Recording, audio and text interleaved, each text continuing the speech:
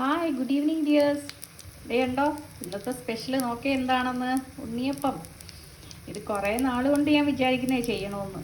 പണ്ടൊക്കെ നേരത്തെയൊക്കെ ചെയ്യുമായിരുന്നു. ഇപ്പം ലൈഫ് ബിസി ആവും തോറും നമുക്ക് സമയം കിട്ടാതായി പോകുന്നുണ്ട്.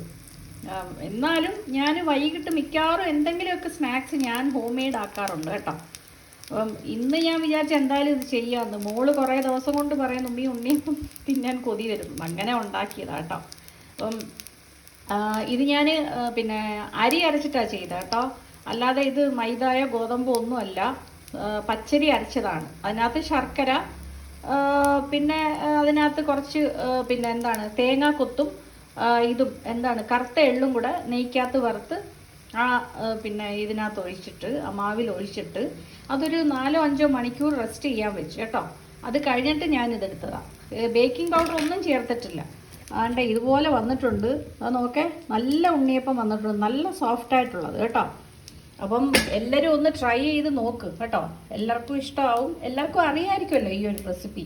എല്ലാവരും ഒന്ന് ട്രൈ ചെയ്ത് നോക്കും. Okay, bye, take care.